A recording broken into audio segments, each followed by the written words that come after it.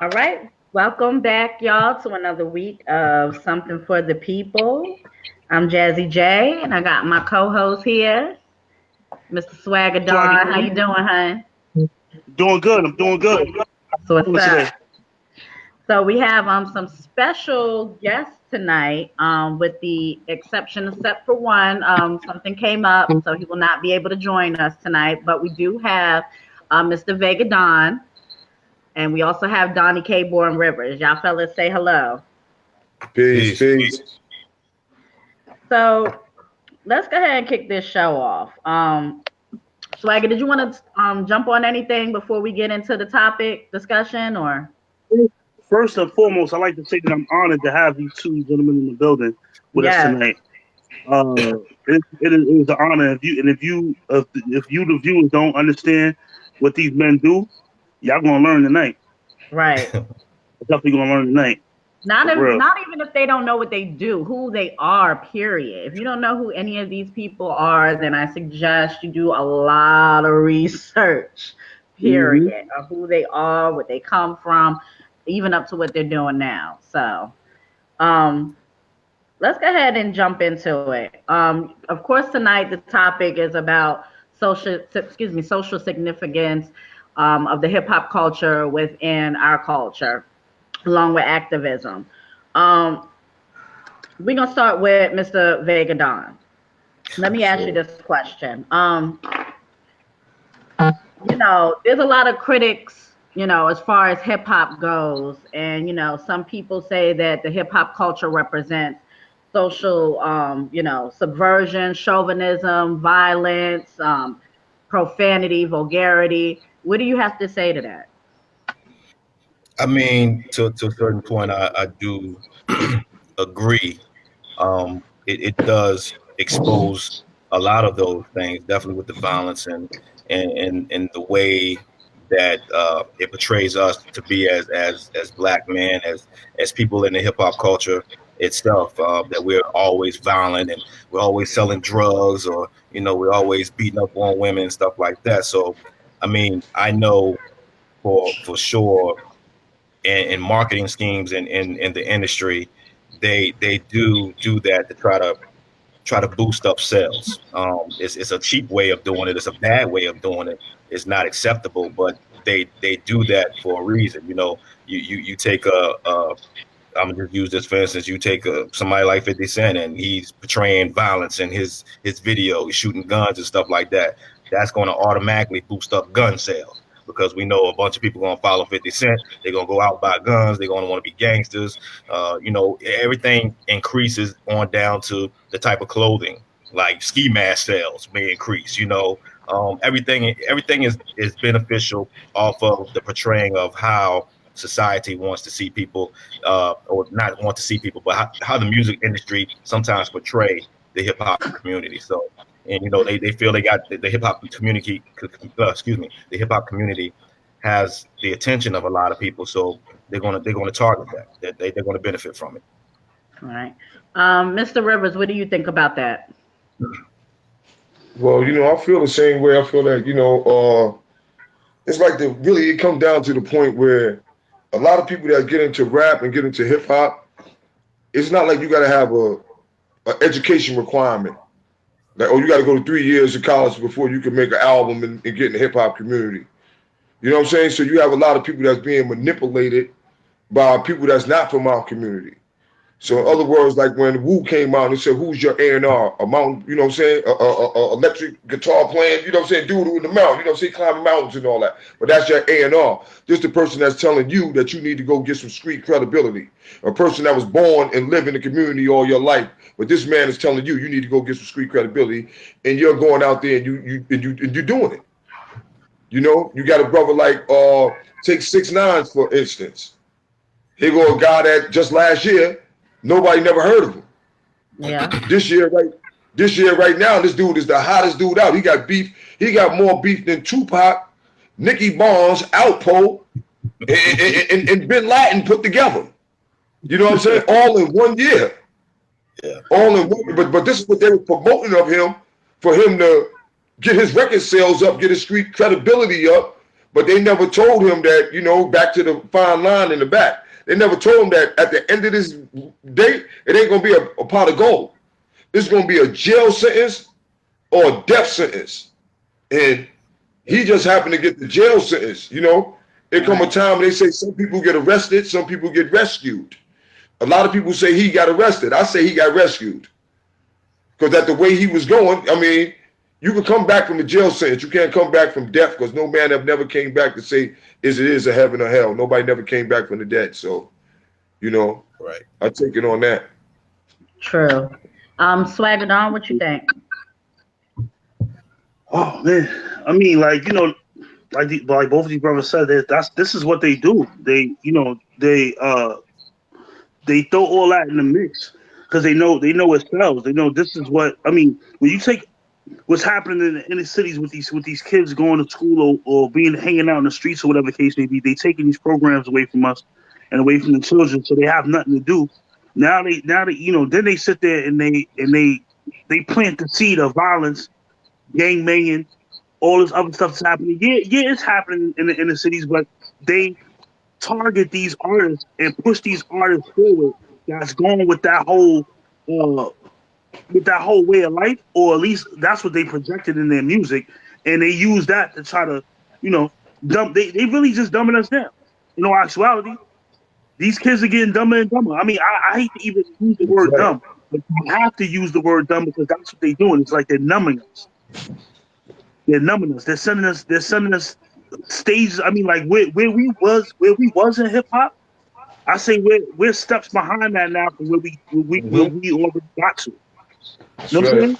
We got to where it was a positive movement. Everybody was. I mean, I can't say everybody was doing good, but everybody was telling their story and everybody was trying to progress. Now they have us in the time of regression where we're moving backwards. Right. And to me, that was part of the plan for our people to move backwards. So that's how I see that. True.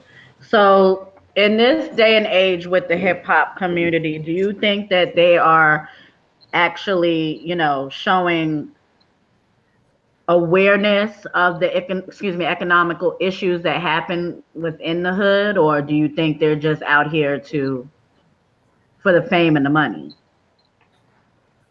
Who you want to go first? Whoever wants to take on the question first. Oh, okay. I'll take it on. Do you mean artists or the like, I guess the people that actually push this agenda in hip hop? What do you mean?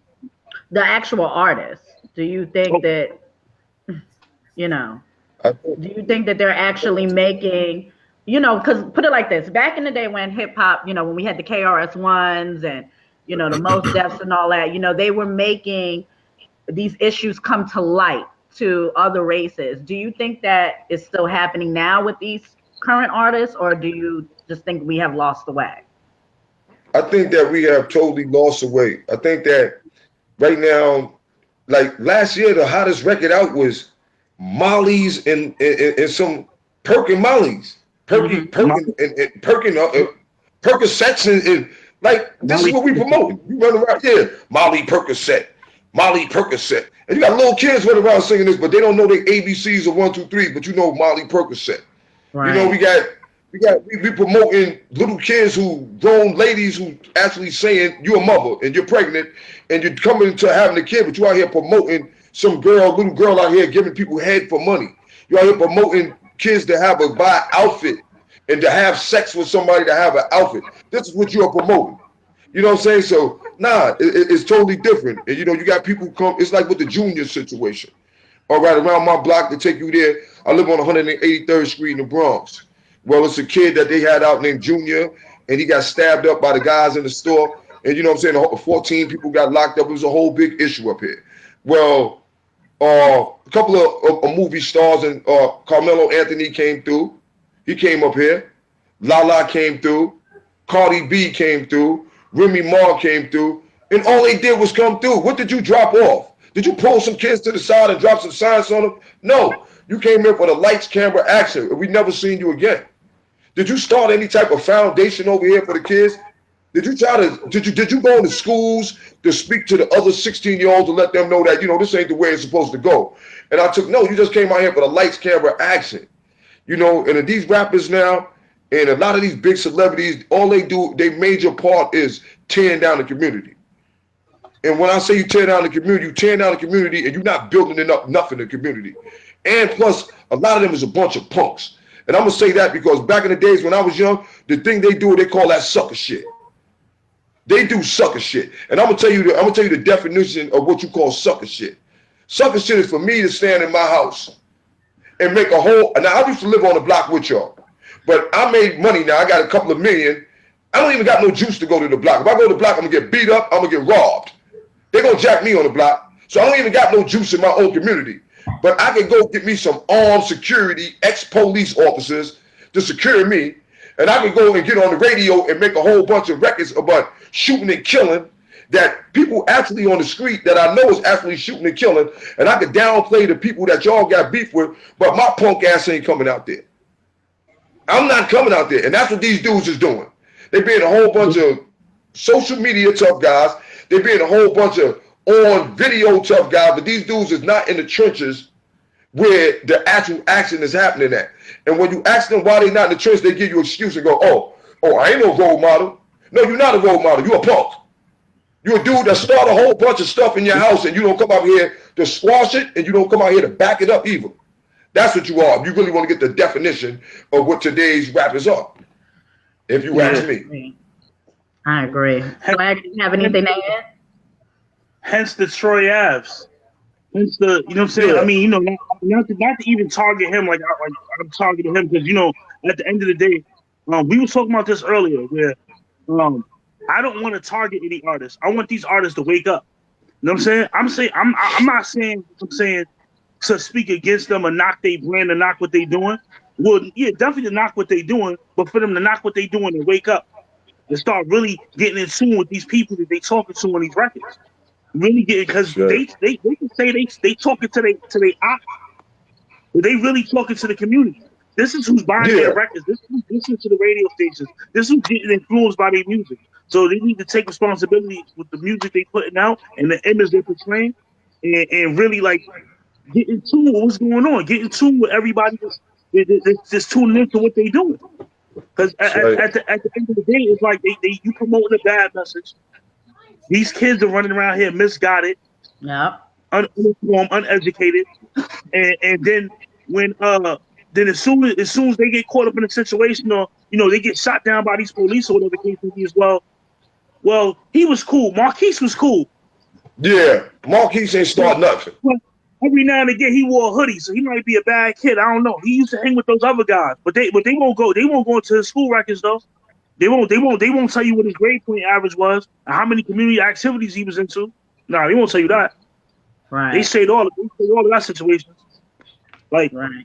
I mean, I can go for look at Rob Marley Grant. Like, come on.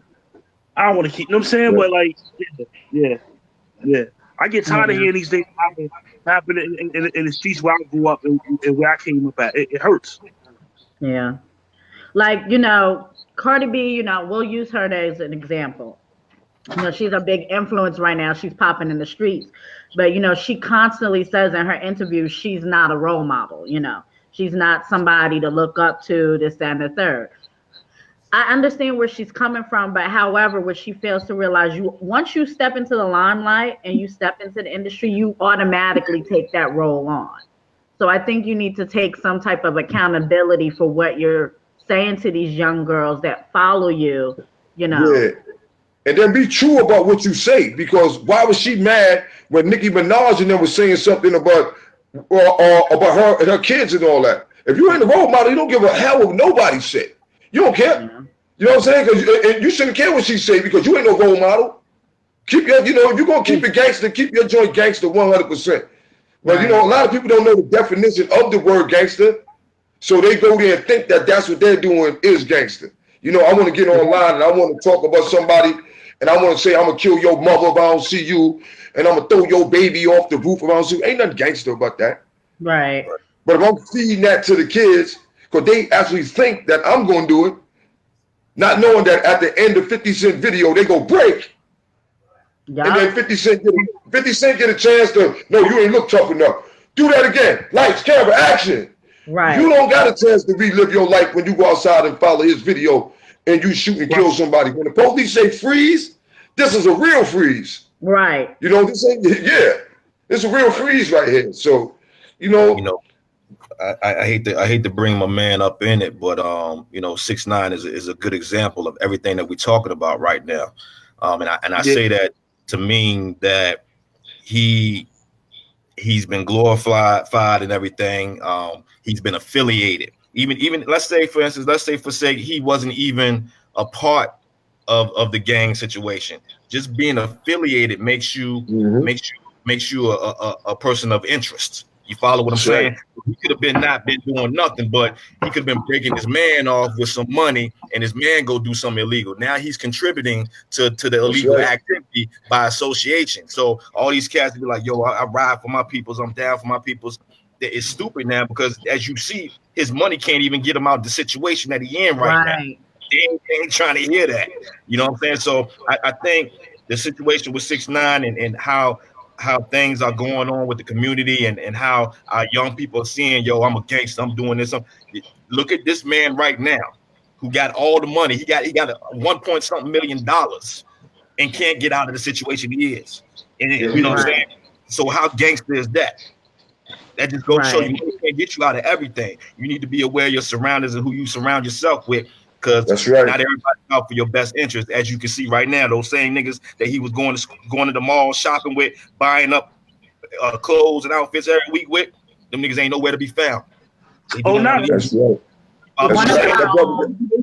Supposedly they ready to kill him now. Oh, yeah. Your man's your own team ready to get at you. So this is a lesson learned to those copycats, those I call them handkerchief gangsters out here that sit up here and think it's sweet. Let me go ahead and walk around with a flag in my back pocket because my man's part of this and that. You know what I'm saying? You're looking real dumb right now. When you catch them charges, when them alphabet boys come for you, they come for you and they got proof. You know what I'm saying? They ain't playing with y'all. They ain't playing with y'all. And your money can't get you out, and your man's ain't gonna get you out. So, prime example. So that's yeah. So do y'all think that the whole mumble rap is shaping our generation with glorifying the drugs? Since we're on 6ix9ine, no shade, but you know. Right. not to beat the man down more than what he's being beat down now, right? But how could you even? But definitely, I mean, I've never dealt with or seen a generation that glorifies being slow, being on pills, being on syrup, being all slumped over and slumped and then wake up and thinking you're a functioning person. That ain't sweet. You look dumb. Not only that, just the image you portraying and you know, everybody has their own preference and sexual preference and stuff. And I'm not saying that one type of person can't be more gangster than the other, but when you start to glorify and, like I said, popping pills and the syrup and being slow and nodding off and all that, when you start to glorify that, we got an issue. We got a problem. We got a serious problem. Look at all these challenges that these kids are doing now. Like you got the kids doing the Tide Pods and the what else is there? There's so many dumb bath salt. Kids are starting behind. Bath salt. Yeah, bath salts. I remember one point in time, crazy glue, sniffing crazy glue was a thing, and you know you had to have an ID to buy crazy glue. You know what I'm saying? Now it wasn't crazy glue, dog. It was the number 2 glue, man. Dog said crazy, but you remember putting it inside the brown paper bag. Hey, yo, dog, look, and I know it because around my block they had the masters of it. They used to go get they go get the joint. They used to the glue that they used to remember when we was young. They used to have the model cars and the model trucks and all that. So the joint, man. And you gotta get the number. You gotta get the number 2 bag. Yeah, I remember all. Yeah, man. But let me add on to what the guard said. And I'm glad that the brother said that because like Vega, that was dope because mind detect mind. You know what I'm saying? A alike, B alike, C alike. And I say the same thing that the guard said right there all the time. I have never in my life seen people glorify being a drug addict. Man, you on a joint, your mother look at this joint, your grandmother look at this. You actually online something that your family can get in contact with, and you only about 20. You ain't no grown man. You about 22, 23. Your mama on this joint. and you got 4 pills, 3 bottles of lean, all this. I'm telling you, this is hardcore drugs, man. This ain't no weed and nothing. This is hardcore drugs. And you glorifying it and you happy. You making records called Percocet, Molly Percocet. You got the Lil Wayne them on TV with the 2 cups. Because the shit you drinking is so strong, it'll burn through 1 cup, but you too dumb to see that. So you got 2 styrofoam cups holding this cup of poison. And you glorifying it, and it's okay to be dumb. It's okay to diss your mother, disrespect your family, and it's okay to be a loser and a drug addict. I never not only that, then you got a bunch of yes men around you as your team. That agree with every dumb thing that you do in this world is sweet, and you go ahead and that boosts you up. It's crazy, man. You got a bunch of yes men. I don't believe in no yes men. Never that. But that's what we're dealing with nowadays. Right. It's sad, man. Because the guard hitting it. It's sad. It's sad. The guard hitting it right on the point, man. I live in Baltimore, and they got these Baltimore zombies up here. And if you know what that means, if you're from Baltimore, you should know, these cats stand up here, they nod out in the middle of the street. The light rail coming by, running over cats because they nod out. That shit is not sweet. In broad daylight. I used to live in Baltimore, God. I used to live in Baltimore too, and my problem was that everybody used to be nodding off and falling asleep and burning out all the houses, yo. Yep. When I was living in Baltimore, that was my problem. I used to be scared to go to sleep at night. Because every night, man, I used to live on Broadway, like Broadway and Federal around there and all that. So once one of them row houses light up, it's on for the next block.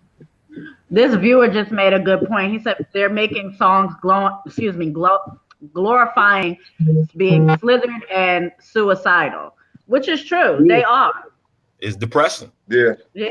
The music is very depressing. It's that slow melodic, gothic, not dark type of music. And everybody's drained into it. And you got the kids that can relate because they're trying to rebel from their parents. So they're gonna look to the street to start, pass me that pill, man. Let me go ahead. My mom's is doing this and my mom's is doing that. My pops, he's screaming on me doing that.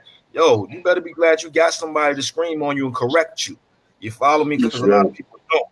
The ones that and that's another thing that kill me. You got these cats that grow up in these suburbs and stuff that got a good living that want to go hang out in the PJs. I'm like, dude, how you do that? How do you do? But what? You raised because you want to be accepted so much by your peoples that you live in the suburbs, but you want to go hang out in the PJs and act like you broke and you got it hard. Like you live in a hard life. What? Some of the artists are doing that as well too, though. There's some artists out here that's pushing that image out there, like it's okay to do scissor and whatever else, pop these mollies and stuff. And meanwhile, they ain't never touched none of that stuff ever. Indeed. They going home to their little white picket fence with their little dogs and whoever else they stay with, and they got children out here all drugged out. I told these cats, I talked to a couple of cats one time that I knew what part of VA they were from. And I told them, I said, you know what? It's crazy because we got cats out here trying to live their life, spend most of their life trying to get out the ghetto. And y'all are the only cats from the suburbs I know that's trying to get into the ghetto. How the fuck do you do that? That's crazy. But it go back like this. Now I hate to bring them up again, but it go back to the 6ix9ine situation. Where you trying to buy a friend. You can't buy a friend, man. You know what I'm saying? Right. So you go back to that. Them dudes coming from the suburbs, they trying to buy a friend, and they think, I got to get in the project, so I'm going to buy a friend. You can't buy a friend, man. When all that twists around, you're going to wish that you didn't buy that friend, It go back to like what the guard was building on, too. I got locked up in the feds. I did my time in the feds. Why? Because it's a thing called conspiracy. If you hanging out with him and he doing it, and you did every day, guess what? You might as well be doing it because you're going to jail with him. Indeed. Right. So you're going to jail with him. Indeed. You know what I'm saying? I mean, that's just how that go, man. Can y'all, matter of fact, since for all the new viewers that's actually coming in as the show is going on, Mr. Rivers, can you actually explain to the people who you are, where you came from, and the things that you do now? All right, peace. My name is Darney Rivers. I'm from the Bronx, born and raised 50 years, but I've been traveled everywhere, been around. I used to make records back in the days. I made the joint with Teddy Riley, Rap's New Generation, Get On Up. So we are the official kings of the New Jack Swing. So don't let nobody tell you that Johnny Gill, that none of them. We the ones where we made Rap's New Generation, Get On Up. That's what started the whole New Jack Swing. You know what I'm saying? So we started that. Before that, I used to be doing the breaking and boogieing and everything. I was down with gangs, then traveled the whole everywhere, getting into a whole bunch of trial and tribulations. Then been in every group home, every foster thing from Tryon with Mike Tyson them back in the days, all the way to Lewisburg, to Rikers Island, everywhere. Been locked up 77 times doing a whole bunch of negative things and found a whole bunch of people that was negative and thinking that that was the move. Until one day out of the blue, just woke up one day like, this ain't it, man. You know what I'm saying? Because if you manifest into being righteous and you only could build or destroy, you sure doing a whole bunch of destroying and a little bit of building. And right. I thought that by the building, by me being in the community and selling drugs and being a tough guy and doing this and getting arrested, that was building, which was totally not what it was building. Then once I finally got myself together, about 5 years ago, I had to check myself and come to the real definition of building. Then I started adding on, and I started working with a program called Bronx Rise Against Gun Violence.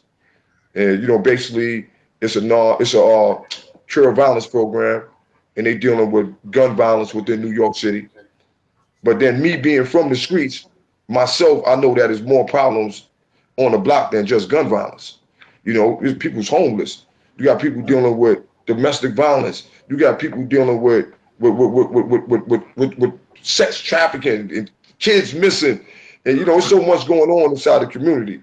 So I left that job. I started my own nonprofit organization called I Am My Community. So now, the name of it is I Am My Community. So that's what it is. And our community is everybody. It's black people, it's white people, it's Spanish people, it's Jewish people, it's gay people, it's skinny people, it's fat people. You're a part of the community and you for the positive and provide opportunity in the community, then I'm with you. But if you taking down the community, then I'm 100% against you. It don't matter what color you is, how long I knew you, all that's out the window. You know what I'm saying? This is about us building, not destroying. You want to destroy, you can go get down with somebody else. Now, the thing with I Am My Community, it go back to the listener that came in with the mental health awareness. Our main thing is that we promote public safety. But we promote public safety through mental health awareness. So that means we have mental health awareness workshops, mental health awareness classes. We have 8-hour courses through the city with Thrive NYC. In the health department, you will come and take your mental health awareness class in youth, and adolescent or adult, 8-hour course, and then you get the certificate that's good for 2 years. You can use it in your field of work or whatever. Then we also have parenthood classes and programs because, like we all saying, I have never in my life been in an era where so many kids are so disrespectful to their parents and so disrespectful to adults, period. And I blame it on a lot. I tell people a lot, it started when the crack era came out. Because when I was little, it could be a guy 2'2", and it could be a guy 6'8". And the guy 6'8" could be pressing this guy every day that's 2'2", and he'll never want to fight for himself. But the day that the guy 6'8" say something about that guy mother, the guy that's 2'2" gonna jump all over him. Yeah. It's gonna be a problem that day.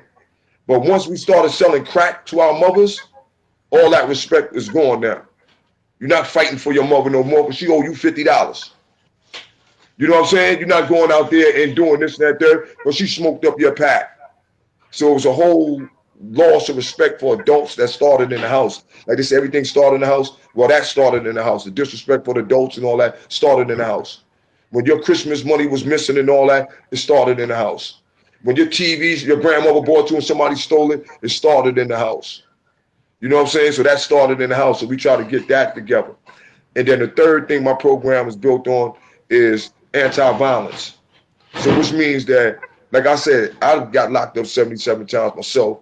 I used to be in the street, in the gangs and all this, selling drugs and all that, in all the institutions. So now when somebody else gets shot or killed in the street, we don't got nothing to do with the police. We take it upon ourselves and use our street credibility and the people that we know to find out what happened to who and who got shot or jumped because of what. And then we try to get both sides together and try to get them to build and come up to some type of mutual understanding. Even if it be that y'all just got to stay away from each other, you don't come over here. At least it don't be no type of retaliation and keep on going on and on and on and on with people killing each other. And we just standing here not really doing nothing, and it's inside our own communities, you know. So it's basically we coming back and taking over our community in the right way. Right. All right, Mr. Don, can you let the people know who you are that are just coming in? Yes, indeed. Yes, indeed. My name's Vega Dawn. I'm the VP of distribution for PYN Records distribution over at Wu-Tang Management. One of the executives for Wu-Tang Management. Been in the music industry actually 20 years. This month is my 20th year anniversary. Started out with Sony Records back in '98 on my intern. Just building, trying to make things better. Of course, we deal with a lot of artists outside of the Wu-Tang Clan. We deal with unsigned artists and so forth, trying to get them prepared and situated and on the road to a successful career. We don't sell dreams. We don't sugarcoat anything when it comes to things over here. When you join up with us or get involved with us, it's strictly about business and branding yourself. On the side of things, I also dip and dab into the community as far as being a positive role model or try to be a role model. When I say role model, I mean someone that is actually can speak on both sides. We've all been through things in life. We've all had trials and tribulations that we can relate and help others, the younger generation, build up on and not make the same mistakes. And sometimes that's easier said than done. But when I'm able to give somebody some information that's going to make them successful, that automatically makes me successful, and I'm a true believer in that. Yeah. So I'm not out for fame. I'm not out for success. I'm just out to help bring one up, bring somebody up, bring a whole bunch of people up. That's what it's all about. It's about helping the others. Not just going back to your community and spending some money, because anybody can spend money and write it off later as a tax write-off. It's a difference between spending money and being in the community and seeing what's actually going on and giving a helping hand, trying to help out with programs and stuff like that, such as my brother K Born. Salute to you, man. I definitely have respect for you, because a lot of people wouldn't even go into the situation of trying to go back to their community and help out in the way that you are, to give these young people or give people in domestic violence situations any type of help. They'd be like, oh, forget that. That's going on. It's a generation thing. It's going to keep on going on, whether I'm there or not. You don't have that mentality. You're actually trying to do something. So whatever it is that I can help out with in any way possible, shape, or form, and that goes for anybody that's listening right now. It's all about helping others. We're not going to get ahead. We can sit back and we can complain about any and everything till we turn blue in the face. But until you actually get involved and get your hands dirty, you're just another person sitting on the outside with complaints. Do something about it. You follow what I'm saying? So I'm here.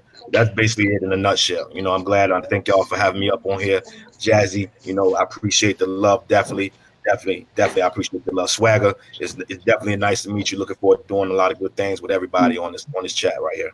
True. I mean, it's an honor to us to have, y'all legends and, in the community, and not only just our community, but in the hip hop community. So it was definitely an honor for myself and Swagger to have y'all on the show tonight, and for, y'all preaching to these people that need to hear this type of word, and, not just coming from somebody, not saying that we're just normal people and you guys are like superhumans or anything like that, but it's nice to hear that from people from the other side of the industry. So, and one more thing I'd like to say too, throw some in there too. Also, like the brother was saying, if you ain't a part of the solution, you're a part of the problem. Right. And that's also go down to, and this go down to, especially in the people that have the faith leaders that's in our communities. This go from the Muslims with the mosques, this goes to the Christians with the churches, to the Jewish people with the Sabbaths. This go to everybody that got houses of worship and you're men or women of faith. When you take that as, that oath that you hear for people. It should not only be for the people that believe in what you believe in. It should be for the community. Now we have these churches, we have these mosques, we have these Sabbaths within our community. in our communities. These people get tax write-offs, they get all of that, but they're playing zero part in our community. They're only playing a part to the certain people that signed up or whoever is inside their little sect. But meanwhile, the whole community is in chaos and killing and war. You know, I feel that, you know, a lot of these places should be like, I mean, give up some days, even if you can have one day that you could give up to have a town hall meeting or you know, like a tenant patrol meeting or something from the community. A lot of things can be changed because we have a lot of these churches. You go to a block and it's like 8 churches on each block, 2-3 mosques. If each one of y'all could give up one day out of the month, it'd be a lot for the kids to do and a lot of things that you could be able to provide. Or y'all don't have to pay taxes. So, I mean, you know, it's like nobody don't want to come out and help, but everybody want help. Right. You know, if something happened, you know, make sure we get home safe. Oh, it's always trouble on this block. It's always this. Well, it's going to take more than the police to you know, for all of us to be safe in the community because we from here. The police not from here. Police work here 8 hours and go home. Right. Right. Yeah. You know, I know for sure. Another way, I mean to interrupt, another way to make a change, and I've had this discussion before. A lot of people say, you know, you should get out and vote, which is cool. It's good, definitely good to get out and vote and stuff. But voting is going to do but so much. You know what I mean? To make a definite change in your community, if you want to stop police brutality, if you want to stop everything that's going on in your community that's not going right, you got to start with stop buying from these major corporations that put all that money to back up these politicians. Putting into the office to help change things. That's what the change start. If you stop going out spending your money with Fendi and Versace and everybody else putting money in their pockets, they're the ones that's influencing the people in Congress right now to put those police officers out in your community that's shooting up our people and shooting up innocent people. So that's where the change starts at. You got to build your own community. Start like my brother said, build your community up. Buy within your community. Stop going out and trying to afford all this crazy stuff and put money into those people's pockets. That's putting make those big companies put the knee on the neck of these politicians. Yo, these people ain't buying our stuff no more. You know what I'm saying? You got to do something. You got to change what you're doing. When you hurt their pockets, that's when you make a change, and that's the only way. That's the only way, and that's real talk. Real talk. Yeah. And you know, another thing I always tell people too, as you know, African Americans, black men, black women, you know, Spanish men, Hispanics and all that, you know, we got to start paying attention to what's going on. Because a lot of us go out there and you be like, you talk a good one. And you may, oh yeah, I need this, I need that. The people don't do this. They're not doing this for my community. But we as people got to know where we at in our community. So like they say, sometimes you may get actually what you want. We were talking about with the rapping situation. You talk about Biggie, talk about him dying all the time. Tupac talk about him dying all the time. Guess what happened? They dead. Sometimes you get what you want. So now you go up to, say one of these people, like the average person that be with us, the average person, walk up right now, and we may walk up to a politician or something, and you be like, all right, yo, this ain't going good in my community. That ain't going good in my community. We need help for this. We need help for that. And that politician go, you know what? Today's your lucky day, ma'am or sir. I'm going to help you. I'm going to help you with everything you need in your community. What district do you live in, ma'am? Huh? What community board are you under? Right. Huh? Who's your local assemblyman? Who's your community district leader? Who's your local councilman? Who's your local congressman? How can I help your community and you don't even know where you at? Right. Oh, you know, I live on I live on 183rd. I live on 183rd in Davidson. All right, what district is that, sir? I've been living here all my life. What community board are you under, sir? Well, I've been living right here. That's not no answers, man. We got to know where we are and what we represent, and then go out there and represent it. Because if somebody give us the help that we need, we can't bring it back home. Right. We don't know where home at. We stand in places and claiming places, and you killing people for blocks, and you don't even know where you at. You feel me? Right. You have zero information on the block that you just shot 4 people over. Zero. You know, and that's what we need to start finding out. And a lot of things, you know, we need to start becoming these politicians too. You know, we need to start stepping up and start politicians. And we know what needed to be done in our community, and we've been there and done that, then we need to be the ones to stand up and put them shoes on and go out there, or like and be the next councilman, assemblyman. I asked a question to Jazzy earlier, and she gave me a great answer.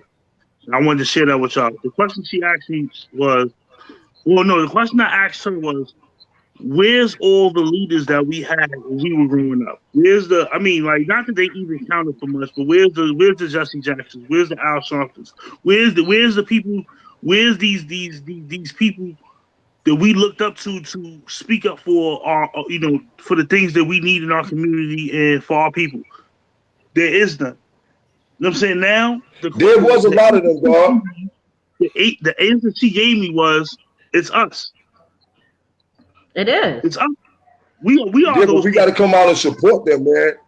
Right. We got to come out and support them. People have to go other places to get support and then come back where they already originally came from. You know what I'm saying? Right. And then they come back. You take Al Sharpton with the Nan. He had the Nan. When he was running around in Queens and in Harlem, ain't nobody really was down with him. He had a little bit of people, but when he went worldwide and went all around and started getting, now he got 70 chapters on. Now when you go to Harlem got the biggest chapter, the whole Harlem rolling with him. But you wasn't rolling with him when he first started it. But you rolling with him when you see the outcome of it. You know what I'm saying? Like, no, it's like a majority of the people, like you can even look at the Wu, for an example. You got a team of people that got together and said, yo, we doing it. Good, bad, or ugly, yo, listen, we doing it. It's bad enough if you could go outside and get 2 people to get what you're doing. So you got to respect the unit. So when hey, I got to respect that. This is a whole crew. They're going to do the same thing we all go through. But they still can stand as a crew at the end of the day and be like, yo, man, we still a crew. That's deep. I think a lot of people are somewhat, I wouldn't say afraid, but they've seen how history has repeated itself, where some of these great leaders that we have became puppets. They become.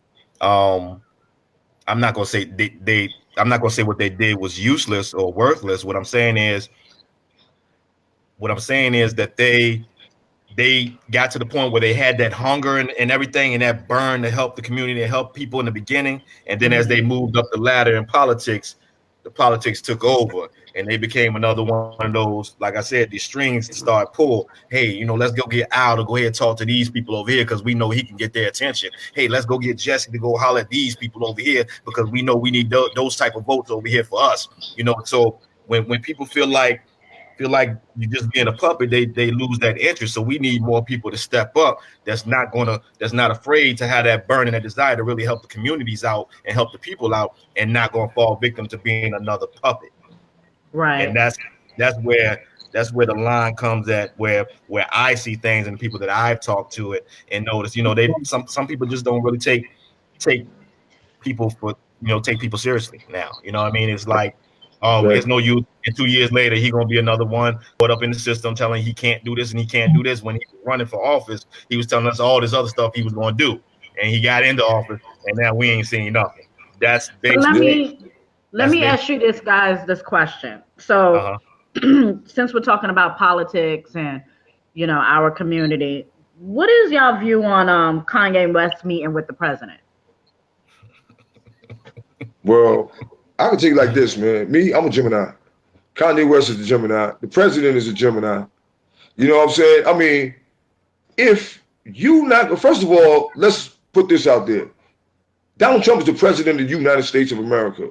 Mm-hmm. You're only as strong as your weakest link. So if he is weak, imagine how weak you are. If he is weak and you making him look bad and y'all making him look bad, guess who the first person they're going to attack? When they come to attack his soft crew, they're not going to attack him. They're going to attack his soft crew. He's going to be last. Mm-hmm. We're going to get wiped out first. And then if they get to him after they wiped us out. So, I mean, people think they putting him on the front of the line. He will never be on the front of the line. He's going to be way in the back of the line. You're putting yourself on the front of the line. Ain't no way in the world he's going to be on the front of the line. When the bombs start bombing, he's going to be the last brother to get bombed. All the brothers that's going up, you're gonna be the first one to get bombed. You know, that's one. Two, is no, if you're trying to get change, right, and you want change, right, the best way for my mom's always taught me is that you go to the source. You don't beat around the bush. You go straight to the source. I want to hear it out the horse's mouth. That's the horse. That's the horse. He's the horse. Yep. Kanye West did what a lot of people wouldn't have did. He went to the horse. He ain't wait to hear it from through the grapevine. He ain't hear a secondhand story. I'm going straight to the source. And I want to hear it from him. And I'm going to look him in the eye and I'm going to judge him, body language, what's coming out of his mouth, everything. And then I'm going to go about what I got to do. Look, Dennis Rodman used to go to North Korea. Everybody knocked him. Oh, you over there with this man, you over there, you over there. But right now, the historic moves and the things that's happening between the United States and North America, in North Korea, I don't hear why he ain't getting all the props for that. You gave him all the shoot down for that. They even told him that if he go there, he on his own. So if that man would have killed him, he was on his own. The United States said, you on your own, man. Yeah. But now that everything is going through, that man should be getting big props. We should be giving him the props as black people, but we're not. We're going to sit back and wait until everybody give Donald Trump the props. The white people say, yeah, Donald Trump made all that happen. And in history, Donald Trump going to go down as the man that made that happen. In all reality, he's not. Dennis Rodman is the man. Yep. But he's not going to get that credit, and we're not going to make sure he get that credit. You know what I'm saying? So it's a lot of things that go on. You know? Yeah, if you're going to go to the source, the best man to have a conversation with is the president. If you want to deal with computers, the best man to have a talk with is Bill Gates. Go to the top, man. For the right reasons, though. Like K-Born said, I think it's that Gemini syndrome. He may have wanted to go to the source to find out for himself, but at the same time, I think it was done out of publicity. Any type of, even if it's negative feedback, is all positive when it comes to the industry and what artists would do in the depths that they would go to bring more attention that way. Look what he did to the young lady at the award situation. You know, it brought a lot of record sales his way after he did that. Yeah. Look at 50 Cent dissing everybody in the industry. It brought a lot of animosity, creates revenue all the time, especially in the industry. So he may have well wanted to go to the source himself, which I agree. You know, if you want to find out something, you go to the source. But at the same time, he knows what he's doing. He's been doing it the whole time he's been in the industry. Everything is strategically planned for a purpose. And that too. Before he drops something out here soon, and he know he has the support and the attention of people that either want to see him fail, they're gonna still go buy his album. The people that want to see him succeed, definitely gonna buy his album, and he's gonna pack out shows just for the simple fact of that one situation of meeting the president that he did. Inside with the president. So did y'all agree on the whole racism was a choice thing, or how did y'all feel about that? You said slavery was a choice. I mean, a lot of things he said his mouth was a choice. Yeah, I mean, a lot of things he said his mouth is stupid. Like, who's gonna get online to be a slave? You know what I'm saying? Like, you know, you feel me? Like, who's coming up next? We need 5 people to beat on and hang from a tree, and we knocking each other down to go there. You know what I'm saying? Like the words that. You know, he may have felt like a mental slavery or something, but he lost me with that one. Mm-hmm. You know, I'm wondering. I want to meet him myself and ask him, what does he mean by was a choice? What was the choice? That from what we know, what we see, that there was no choice. You either did this or you either got killed or either beaten or whatever. You know what I'm saying? And that's what he feel like. It was a sound I think he bite. honestly feel, God, that everybody should have just got together and it should have been an all-out. We all die in the day or boom, and you know, but brothers ain't had no firearms and all that. These brothers got rifles and Gatling guns, and you know, these brothers got cannons. We got no firearms, you know what I'm saying? So some of them slaves were so weak, did not know how to read, didn't know how to do a lot of things. I just don't see how it was a choice. I really don't. It's not no choice, man. That was straight stupidity what he said right there. You know, that right there was you know, come on, man. A choice. Who's gonna get online to become a slave? You know what I'm saying? Like, just You can't even justify to try to figure out what he meant by that. Like the guard said, you would have to sit down and be like, yo, man, what the hell did you mean by that? Like, what terminology was you using? Like, what was you relating that to? Right. What was you saying? When they did that interview, they took sound bites out of what he was saying. So it sounded like he was talking directly about slavery, but that's what he was meaning, though. Yeah, I was lost behind that one, man. Some people subject themselves to slavery by what they condition themselves to. You know what I'm saying? And that's seriously lost, man. But they took that out of that. You know, they say Kanye got some bipolar or something. He probably have to go and handle. He don't be want to take his medication, so he be going through his issues too, man. You know, they got to push him to do what he got to do too. You seen his last show, and he was doing his new dance. If you'd have seen that, you seen that? Yeah, I seen that. Yeah, he's wild. You seen his new dance? Yeah, I seen it. Yo, look, before I showed my cousin them, they right behind me. Before I let him see it, he seen it. I said, yo, bro, if you ever see me doing this dance, just get the stretcher ready. I'm going to be in the hospital. I'm 50 years old. I can't do none of that, Flair. So let me ask y'all this. Being that, you guys come from old school hip hop culture, you guys are legends in your own forthright. Do y'all get offended by some of these artists such as Kanye West and others like him that try to push that agenda onto, not just us, but the youth behind us? You want to answer that, God? What? When it comes to, I get offended, but at the same time, if I feel like if I can get a hold of the artist like him or somebody like him, and I'm not gonna say choke him, but no, if I can get a hold of him and get him to take the attention that he has of all the younger artists and the younger generation itself, and turn that into something positive. Wow. I think he needs guidance. The brother needs guidance. That's what it is. It's kind of like when you hear about these people that mastermind and plan to rob a bank, and they get away with like $200 million or something like that, and then later on they go out and they go out and buy a car and pay for it in cash type of stuff and get caught over the stupid stuff. They mastermind the plan to rob the bank. They got away with that, but they started doing the stupid stuff. I want to be that person right there when he started to do the stupid stuff. And that's what Kanye needs. He needs somebody right there that's going to talk to him and get him pointed in the right direction when he starts to do the stupid stuff, because he has the attention. He got the hard part lit. Just like him and other people, other artists, not just him, other artists that got the attention and doing some crazy stuff that's making it look like it's okay. The industry is painted a picture to everybody that everything is sweet. It's not.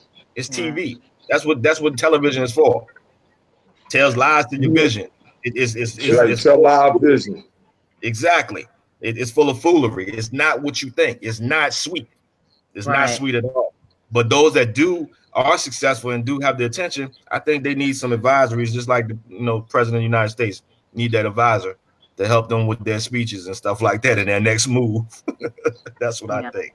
So yeah, I agree. Snoop had made a comment about referring to his wife, basically saying that, his wife needs to be on her job as far as, pulling her husband's coattail. Like, if she was on her husband the same way as some of these other women are on their husbands, he wouldn't be out there saying that. Do y'all agree with that? Well, to an extent, I'm agree with that, but I take it like this too. One is that, I could say Snoop and say that because Snoop was doing a lot of things too when he was talking about he was a pimp with Bishop Magic Don Juan and all that. And his girl checked him and was like, yo, if you don't stop running around here with all them shows, it's over. And he felt that his family and his wife was worth it, and he stopped. That's why you don't hear him with all the pimp and all that. You know what I'm saying? He had to let it go. You got a choice right now, bro. You can run around with Bishop Don Juan and Pimp and Ken, and you Snoop Dogg. You ain't no pimp now. And you get caught up in that and lose your family and all that. The brother, he did the right choice. You ask me. You know what I'm saying? Right. He made the right choice. You ain't Goldie, brother. That's only in the videos. But, he did the right choice. He went back with his family and all that. But Kanye, we Geminis. So I say Geminis let people know how they feel. but they throw it in the air. So you gotta catch it. I knew Kanye problem from the first time he came out. First of all, Kanye problem is not like what the God said. Even if you try to build with him, that's not gonna work. He gotta want to build with you. You can't go and build with him. Because he's not trying to hear that. But if he coming to build with you, he's trying to hear what you're saying. You can outbuild him now, but he got to be the one to open the door for you, to welcome you. And I'm going to tell you the reason why. And then y'all going to be like, oh, word. Don't forget, when Kanye first came out, he was down with Jay-Z for a long time. For a long time. That was his boy. He looked up to Jay-Z. He called Jay-Z his big brother. Right? Jay-Z fucked him over. Now, you see how sentimental and hurt he was when his girl got robbed and Jay-Z didn't call him? Yo, Jay-Z didn't even call to find out my girl was all right. He didn't want to worry about the police. Ain't nobody believe that shit. Ain't nobody believe that. All right, check it out. But even if it didn't believe it, you supposed to call, man. You my peoples, man. You my brother. You supposed to call, one. You see, he was mad when he said, yo, Jay-Z don't bring his daughter over here to meet my daughters. He was mad. All of this stemmed from before all that. When he first was down. When he made his record, My Big Brother, Your Big Brother. And he said it clear as day. He said, this is my big brother right here. At least I thought. And when he said, I was going to make a record with Coldplay. And I told you. And I turned around and you made a record with Coldplay. That whole record and all that is how that brother was hurt, man. Like, he felt like that was his big brother and the brother greaseballed him. So he not anybody else he meet, he gonna meet you, but the dude he trusted with all his all burnt him and continue to keep doing it. And little things and little ways, like, yo, man, why your kid ain't like, like the only way I can see this dude coming in any type of way or having any type of sense to get his act together, if Jay-Z go and apologize to this man. Period. It sounds like some sucker stuff. And at the end of the day, you'd be like, what? But that's the only way I could think this brother would get his act together. If that man come out and be like, yo, man, our altercations, whatever we had, boom, boom, we're going to let that go. Boom, boom. I apologize for whatever I did to you wrong, man. Yo, man, get your act together, man. Stop what you're doing, bro. What was you saying, Swag? I said, you ain't see the irony in that, K? He did a song with Jay-Z called Niggas in Paris. Huh? I said he did a song with Jay-Z. That's who he look up to, And then his girl got robbed by That's the ultimate dude he look up to. And Jay-Z ain't paying him no mind at all. And it's hurting him. I think, some of that I think the reason the whole rift between them has to do with the wives somewhere down the line. He made that record before they was married. Yeah. My big brother, your big brother. Did you see the comment that I think his name is Andre Stubbs on here? Yeah, I was just about to tap on that. He said, then again, we can discuss Jay-Z and Big Jazz, but that'll be for another day in the situation of friends becoming strangers. Oh, he burned That's Jazz. right. And that's a blessing too. You said that. I know Big Jazz too, man. I used to hang out with Big Jazz and everything about Jay-Z. Everything about Jay, even his name. His whole persona, he got it from Jazz. Everything. It's Jazzo. And if you heard the record they made like last year with Jazzo, is still fire. But it's another brother that you don't never hear Jay-Z bring up either. That he wrote almost everything that all of them made. And that's Source Money. Source Money and Jazzo, you know what I'm saying? Hey, you hit it on the nose. Because Source Money and Jazzo, that's the whole, they was writing everything for Brooklyn. They was killing them. You don't hear about none of them nowadays, none. I just seen some where MC Search was talking about royalties and stuff, publishings that Nas is still getting off of Jay. You know what I'm saying? And it's terrible, man. It's so much stuff going on in the industry that people really don't know nothing about. And this is back when Ether came out. Jay could have said all he wanted to say, but Nas was still getting paid off of Jay. You follow what I'm saying? Yeah. To this day, so it is what it is. But that's the industry. It's like right. The industry is just like the streets. Yep. You don't know you out back. You know. And this is another thing I like to give back to with the when we talking about with the rap and how people ain't giving back and is giving back. And my problem is this. Like a lot of people be saying Puff Daddy, because Puff Daddy got a school, he got a couple of schools in Harlem and all that, you know? So they like, yeah, Puff Daddy with that. Then you got Jay-Z, you know, doing his thing with the making it out there. You got Nas.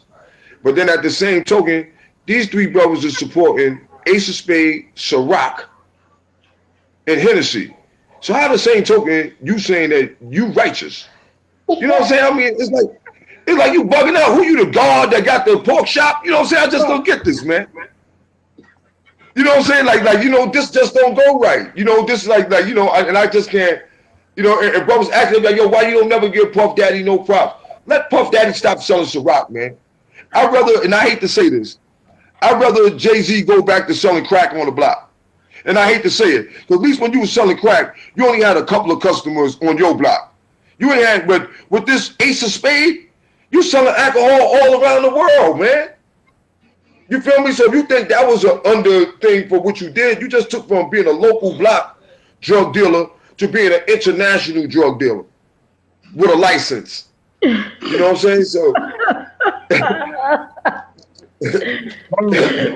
real shit. You feel me? With a license. But then you stand there, you know, and you manifest the righteousness and how you helping our community and how you, well, you know, if it came to choice to it, yo, would you rather a brother open one school in our community, or would you rather him sell alcohol all around the world to all the black people and Hispanic people and all the people? That's killing all the people, white people, everybody. I'll say, yo, man, you know what? You can keep that school, bro, and take that alcohol with him. Even though how much we need a school, but how many people are going to get educated in the one school? Yeah. You know what I'm saying? It's not going to be nowhere near, it's going to be a speck of how many people are going to drink that Ciroc. So sometimes you got to know when to say no. And they should have said no when Puff Daddy wanted to open up that school. Now you test somebody's loyalty and see how serious you are.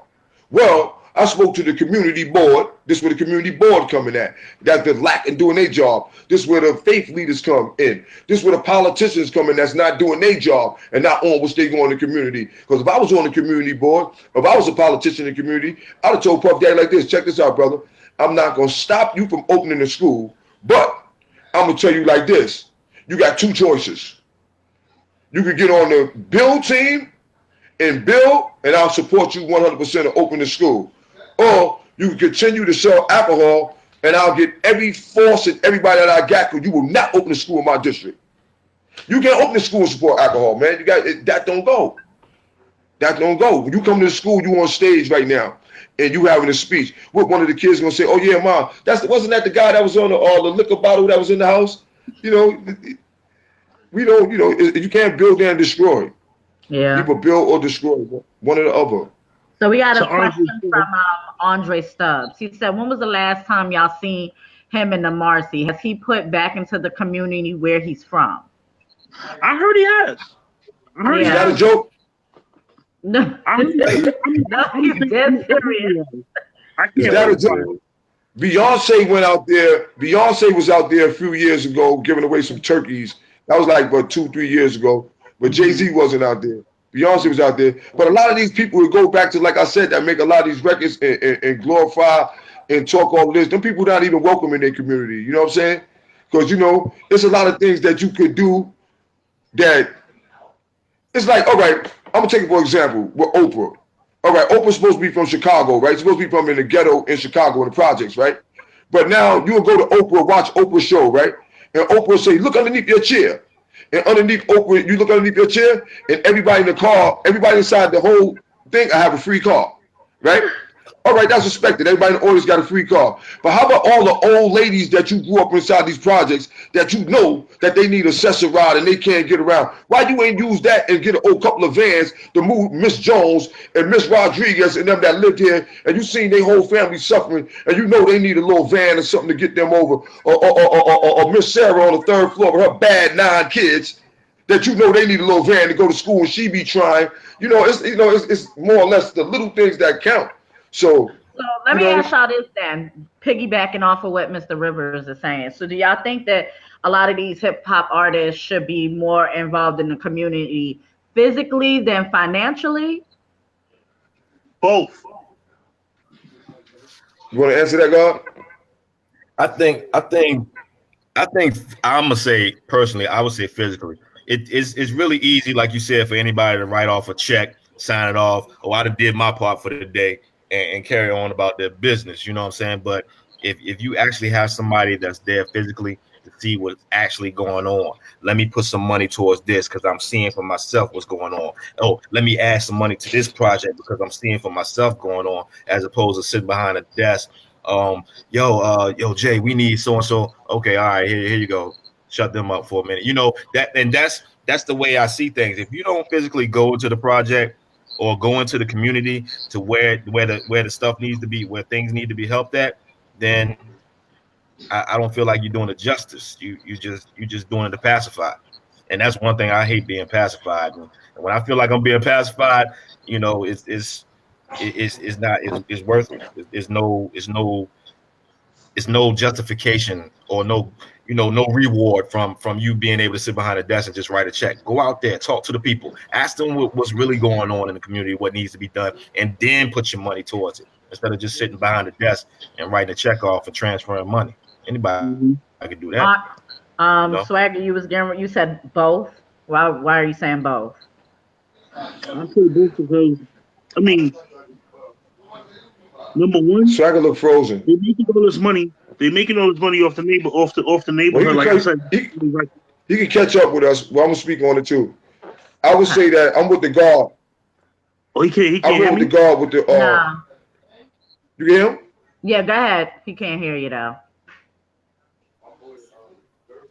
Oh, he could. Okay. Who talking? Me Now, or Swag? Swag was talking. Okay, because I can't hear him. yeah, what I was saying was, the reason why I say both is because, number one, putting money back in the community is good because they making money off the community. You know what I'm saying? As much as you can make money off the community, you can stand to give something back. If it's simple back to school, giving the kids back, school supplies So or let me whatever, know when you finish. Okay. or throwing, or throwing something in the neighborhood to give. You know what I'm saying? Something back in the community where you came from to give back. You know what I'm saying? Financially, then their parents in the hood as well, because you coming back. Even if you stand on the block for about an hour or two with them, maybe once every three months or 4 months or so, whatever the case may be, but you kicking it with the youths out there, they feel good about that. They taking pictures with you. They like, yeah, this is the hood I'm from. It gives them a sense of something like, yo, look where I come from. Know what I mean? Right. Opposing a person that comes from their neighborhood, raps about their neighborhood, and don't want to come back there because their neighborhood ain't worth coming back to. You know what I'm saying? It gives them a different outlook on it. Okay. All right, go Right. ahead, Mr. Rivers. It adds more substance to the ones that say, "Hey, I'm from here. I made it. You can do the same thing," as opposed of Right. making it, not coming back, and changing up. You know what I'm saying? I know quite a few people that did that personally, and it just made them look weak. But then again, the neighborhood won't dare to support some of the people that I'm talking about. I'm thinking about offhand to begin with, but it does make a difference when you come back to where you're from in the community and help out, and you're not too big headed to bond and build with the people to show them that, hey, if I was living in apartment A in Marcy Projects or apartment 1342 in the Marcy Projects, then that same person that's living there can possibly do the same thing that I did. They got an opportunity, and that's what it basically shows. It's all about showing your face. Mm-hmm. Showing your face speaks volumes. Cutting a check, Right. like I said, that's for cowards. Right. Anybody could do that. Right. Go ahead, Yeah. Mr. Rivers. You were saying? Yeah, I agree with the. You put in. You come there actually. And you putting in work. The people gonna respect you more. They gonna know that you actually doing it from the heart. And I'm gonna give you a perfect example. Every year, Fat Joe got a team in a Rucker, right? Yeah. Jay-Z them got a team. All the fans, Rockefeller Records got a team. This dude got a team. That dude got a team. They all got teams. But the Dipset got a team. But Fat Joe is actually with his team. Yeah. Even when he was rocking, when him and Big Pun was rocking and they was traveling and all that, Fat Joe used to be back in the summertime at the Rucker, sitting on the bench. Him and my man Dan and all them used to come down, and I used to watch them a lot. They be out there, they practicing, they got them out there. They showing up. Fat Joe was here, and even though the Rock got this and Jay-Z them got this, they show up once a year. Fat Joe was always there, and when all these dudes coming out of college and all the big stars come, guess who they want to go there with? Fat Joe. Yeah. Because they grew up hearing about, yo, man, I want to play Fat Joe. Fat Joe would be coming, he the dude in there. And they want to go with Fat Joe because they know they're actually going to be with Fat Joe. Right. They done seen the dudes who done played on, I played on the Rock team. Yo, I played on the Rock team 5 years. You ever seen Jay-Z? No. What you mean you never seen Jay-Z? I never seen him. I seen him like one time when he was over there. That's not, you know what I'm saying? Like, you may not go back. You're not going to recommend that to anybody. Nah, man, but you're going to recommend the dude to go on Fat Joe team. Yo, you seen Fat Joe? Hell yeah, I seen Fat Joe. Seen Fat Joe the first time. He be at every game. He did. Fat Joe, yeah, Fat Joe there. So he's, the hands-on show, more. When he go in the park, it's like he a young legend coach, and he ain't. You know what I'm saying? When they got him in there, like he mousy or one of them on the coaching level, because he actually did. He showed action more than words. He didn't just go there and drop some money. Anybody could go buy a Rucker team. I could go get a Rucker team. You know what I'm saying? But no, he's actually there, hands-on. In the park, respect him. I respect him. The players respect him. So he is. To piggyback off what you said, he has come to Forest Housing many a times. Many. He's always in the hood. Okay. Not only that, Castle Hill, shout out to Castle Hill, that's my hood, but he's always in the hood all the time. Okay. Him, the Terror Squad, all of them.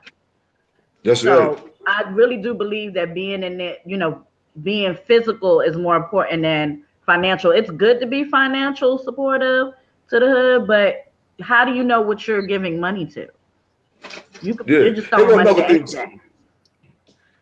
Yeah, here go another thing too to go on that. All right, it's like I said, I was in the Bronx 50 years, born and raised in the Bronx, right? Like now, like me, I know Scott LaRock. I knew Scott LaRock since way back in the days. Now, I was born and raised in the Bronx, like I said, but I have never in my life seen KRS-One in the Bronx. So that go back to where, you know what I'm saying? So that go back to the same token where people just, you can just come out and just say anything, but actually was you actually there and people actually there to see you and be like, well, I seen you. I seen this person. You know what I'm saying? Like you actually was there. You come out there. Anybody could put some money in the head. You could jump out there like the guard say, yeah, I'm from here. Never seen you. So how, if you was actually there, the people gonna support you more because they know you from there. And they know you putting in back work. And like the guard said, if you lived in apartment 2B and now they see you rolling up in a Rolls Royce and I live in apartment 2B right now, what? Oh, so I can get one of those? I'm ready to put in some work now. At least I know that somebody came from here and got it. Yeah. It may not be me, but I can shoot for it. I guarantee you nobody can tell me that I can't do it.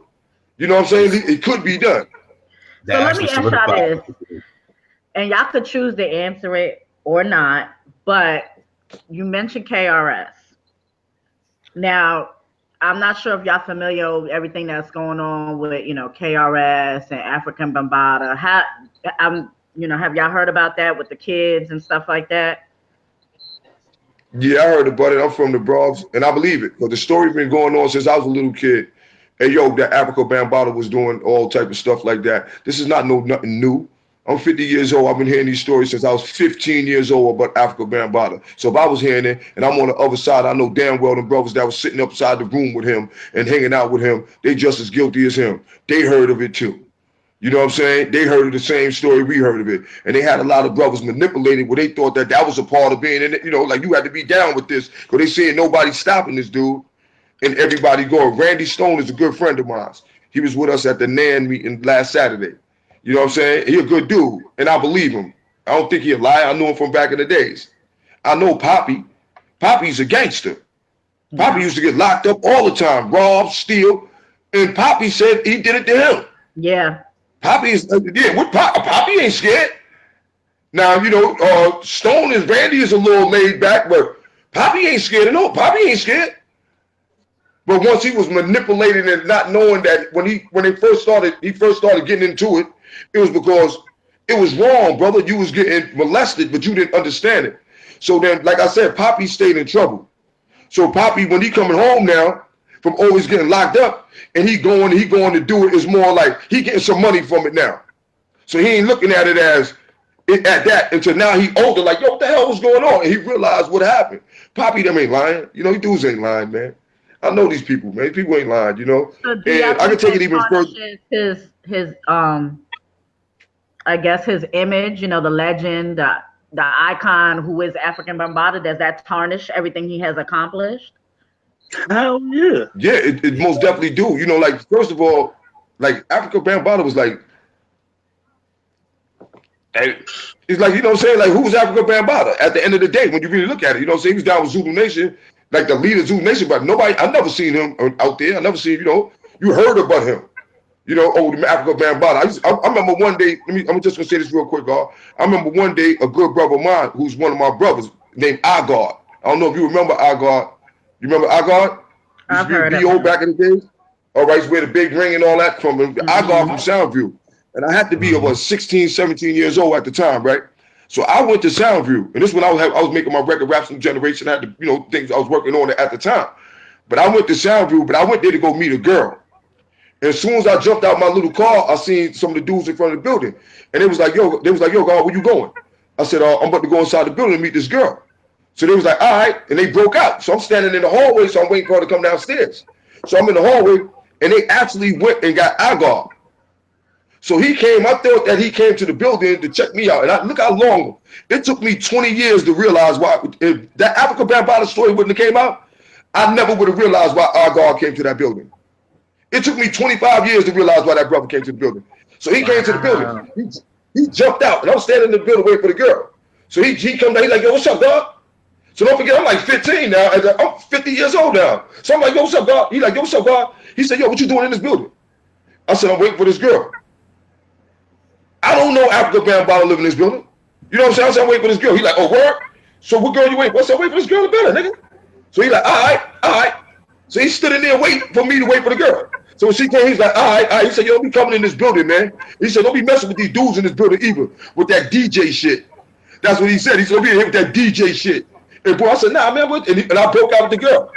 And I never realized that until all the way with this man.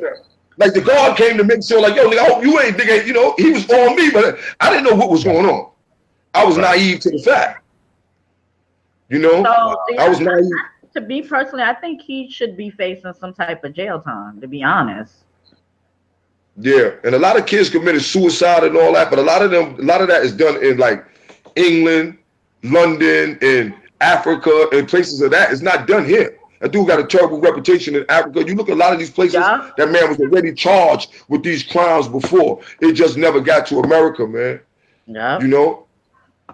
But you know, it's sad to say a lot of that stuff I haven't witnessed personally or anything like that, but I've heard a lot of stories about just the industry itself that you wouldn't even believe some of the people that you may encounter have been down that road. You know what I'm saying? It's kind of like with the pastors in the churches. You know what I'm saying? It's the same thing. You're like, what? This cat is what? He doing what? Okay, so everything comes to light, like they said. It's just, I'm just amazed at like how many and how like it's common, and people have just brushed it off for years.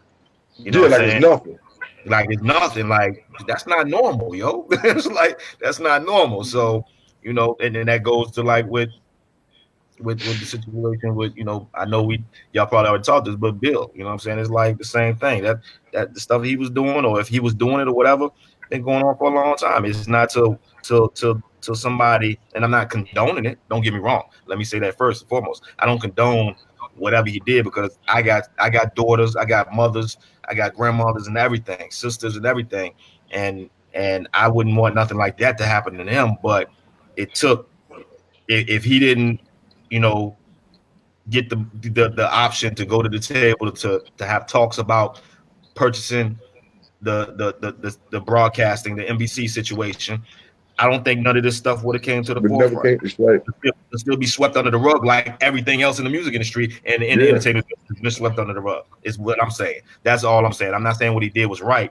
I'm just saying we wouldn't have never known about it until he came forward about negotiating at the table with you know, with the NBC situation. So it's a lot of stuff that goes on in this industry, is what I want to say, that we don't know about and we're unaware, but it's been going on for eons. Right.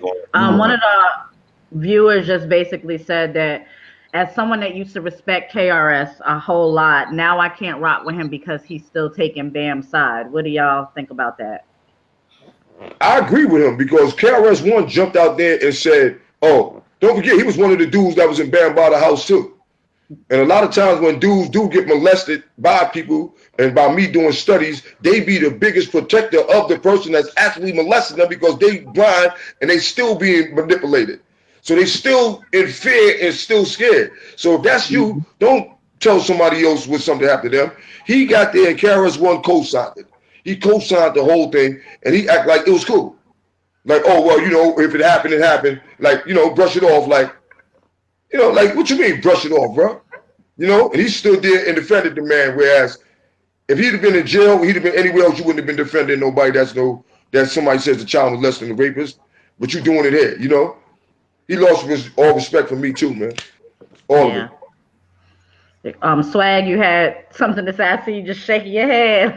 Yeah, I mean, just like the whole Bam situation is just like crazy, man. Like, you know, I growing up, you know what I'm saying? In the Bronx, you know, you experience a lot of different things. You know, you join gangs. You do a whole bunch of stuff. You just never expect to be a grown man and hear something that you was around or whatever the case may be was so corrupted the way it was corrupted.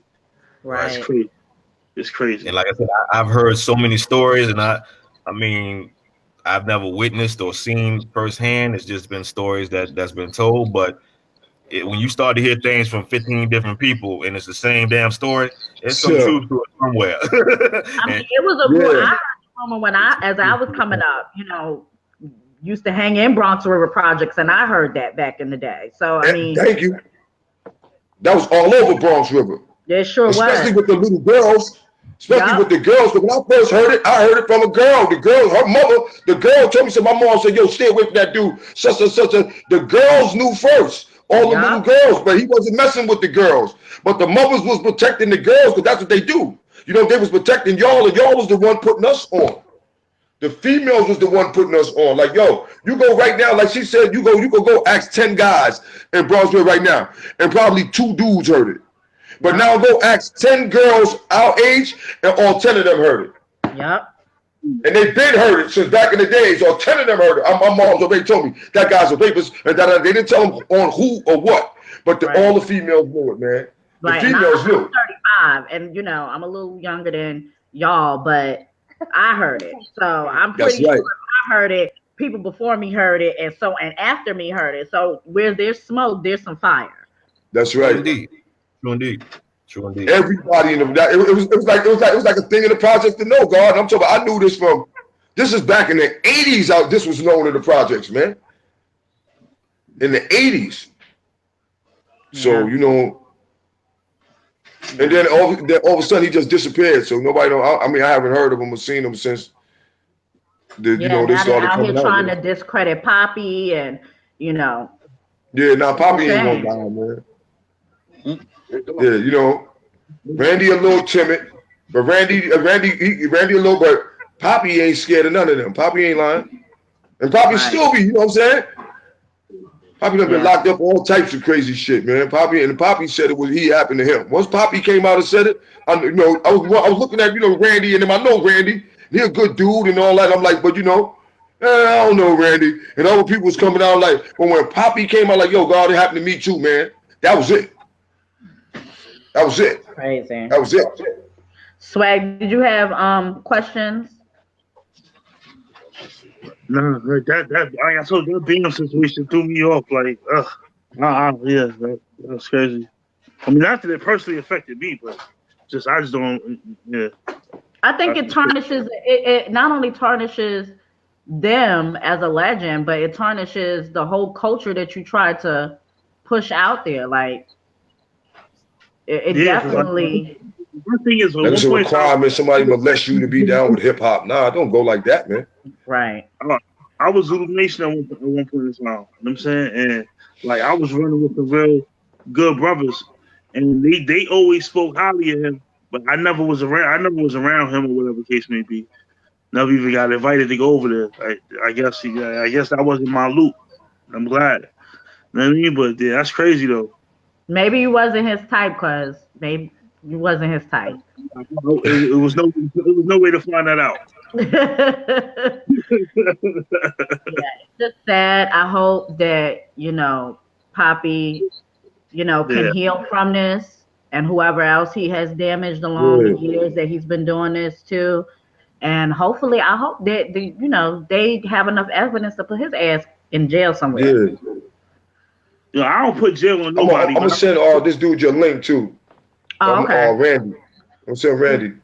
Cool. Because he be doing a lot of things, and you know what I'm saying, he built a lot, he be doing a lot of positive things. I was just last Saturday he got saved. He was at the NAN meeting and he got saved. He went up there, the preacher threw the water on him and all that. Oh, So, wow. he's trying to he be running for a little he was running for something, man. I forgot what he was running for, but he be going to Albany with us when we was going for the Raise the Age. And he was a Hmm. part of the Closed Rikers Island campaign with us. He's a good dude, man. And from what I learned from him, and know the brother's not lying. Yeah. You know what I'm saying? Not lying, man. So so let me ask y'all this. I did have a question though. One of my questions, well, I don't Go know ahead, if if he can hear me, but how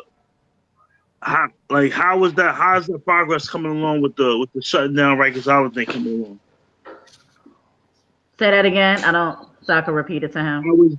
How was the whole campaign going with shutting down Rikers What he Island? said? He said, how is the whole campaign going with shutting down Rikers Island going? Oh man, it's going down excellent right now. We started off like 3 years ago. We was fighting. We had to go to the Lipman committee and all that. I mean, that was the head judge, and they wanted him to hear all the people, the different angles, and at the end of the day, he'll make the final decision. So everybody came up. He made the decision to close it. We was doing a lot of lobbying. We was going up to Albany and actually going to the politicians, people that actually was affected, that was on Rikers Island. We had Akeem Browder up there, who his brother passed away, rest in peace. And we had a lot of other people coming up there. Over 103 different programs all got together, organizations. And we got the mayor to agree to close it. But then he said 10 years. So now we fighting again. And now he said 3 years. But now he's trying to open up jails in all the boroughs, the one jail in each borough, and everybody's protesting it and fighting, not knowing that it's already a one jail in each borough, and it been there. You know what I'm saying? And it never affected us because you got the Bronx House was right on 161st Street, a couple of blocks from Yankee Stadium. Brooklyn House was downstairs next to Macy's. You know what I'm saying? Queensboro was right down the block for the projects and the college and all that. So we've been had jails in right there in our local communities, but right now they're just trying to the jail. People try to magnify things that was already there, and that's what they're trying to do now, and trying to say, what they gonna do with Rikers Island, regardless of what they gonna. Let's just close the joint, man. First of all, the name John Rikers, the man John Rikers is a slave owner, so. Even with them running around and you talking about you want to knock down a statue of this dude, a statue of that dude, once you knock down that jail, that still got the name of slave owners, John Rikers. So you still got a plantation that's still there, and you still housing people, and they still working, and you still feeding them nothing, and giving them $0. So it's still basically another form of slavery until they close that building down. Right. Owned by John Rikers So and the John Rikers family. So let me ask y'all this as we are coming towards the end of our show. What do y'all feel that the hip hop community can actually change moving forward? Well, I'll start to let Vega end it up, man. He's dealing with a bunch of artists now, so he can see more than me. But I would say, man, that brothers got to start going back to trying to make some records with some substance in it, man. Let's try to promote some positivity. Let's try to promote, people learning it and people start become entrepreneurs. Let's try to promote the youth being the future and start giving them a chance to live, man. You got right now, you got grown men, 45, 35 years old, going down to clubs and shooting up the clubs and coming outside and like, yo, get the kids a chance to live, bro. You know what I'm saying? Like, what is you even there for? Like, what you there for, bro? Like, we as adults and all that, man, we got to start respecting our elders and we got to start giving the youth a chance to live, man. Like they moved to the side and allowed us to live and us to do things. We got to do the same for them, man. And stop poisoning their mind, telling them to pop pills and get down with all these gangs that you ain't down with. You know what I'm saying? Because you was all these gangs and doing all that, you wouldn't be on wax. You'd be outside gang banging. So, stop promoting things that you don't do. That's all. Peace. Yeah. Vega, what do you think? I agree. I think everybody knows what the industry is about. It's all about business and sales. Mm-hmm. The industry itself is going to go with what's the hottest thing that's selling. Unfortunately, right now, popping pills, Xanax, and stuff like that, being slow, strung out, being a drug addict is what's selling. The way that can change is if we start to tune a little bit of that out and start, like my brother said, doing the positive stuff. Let's listen to something positive. Yeah, it's okay to talk about where you came from if you came from that.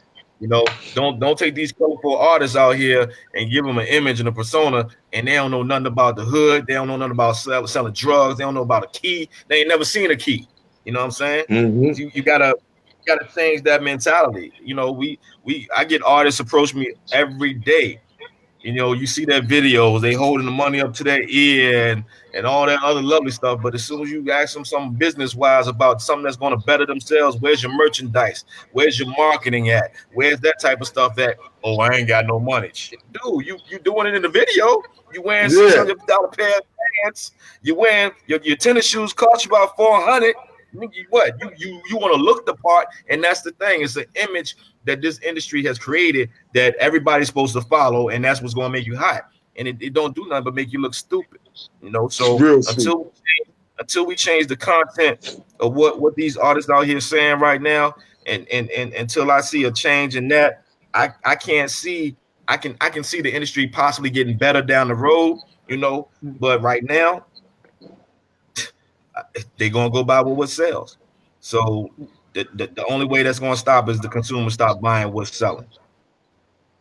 Stop being in demand of what's selling. Stop thinking what's out there on the radio that you hear is hot. Because I can tell you right now, I turn on the radio right now and I put my hand to the Most High. Yo, I swear every track I hear is the same person. I can't tell the difference because there's no originality, no substance, there's no nothing. You follow me? So until that change, we stuck. We lost right now. Yeah. And it's not us executives in the industry. It's the consumers. Once the consumers learn that they tired of hearing about going to the strip club and popping off cash and going and mollying out in the corner or dusting off, jumping off the building, thinking you Superman and stuff. When they stop hearing all that, that's and only when everything's gonna change. That's only when. Demi Filson, he said a lot of artists really don't want to take the time to learn the business. It's essential. Can't get on and not learn the business. I agree. Indeed. I but then some of the artists that get on and don't know the business, those are the same artists that end up like MC Hammer. Yeah. You know what I'm saying? And look, MC Hammer had a house that cost $100 million, man. His house, a waterfall in his house, all that. Yeah. His house cost $100 million. That's not even counting all the other stuff he had. We just costing on that. All that's done. And that's come from bad business, man. If you own something and that's what you really want to be a part of, then you should really try to learn the most that you could about it. You know what I'm saying? Right. You learn the business, and that's the first thing. I tell people from the beginning, my grandmother could sell records. I can make my grandmother the next hottest artist. But my grandmama just my grandmother. She don't have marketing. She don't know nothing about the business. She just my grandmother. She just another artist trying to make it. You know what I'm saying? But if I taught my grandmother the business, I guarantee you she'll supersede everybody and anybody out here because she know the business. It's Yeah. about Right. the business. It's not about your talent. It's not about what you're saying. As you can tell, what we hearing on the radio, everybody's saying the same damn thing. It's not about what It's, you're saying. It's how you handle your business and what you say, how you market yourself, how you promote it. You know what I'm saying? Where you putting your dollars at? You putting your dollars into being an image, or you putting your dollars into pushing your brand? That's the difference. Right. That's the difference. right. So, So since we're getting ready to close out, I'm gonna let y'all give any shout outs or links to y'all businesses or ventures, anything coming up. I'm gonna start with Mr. Rivers.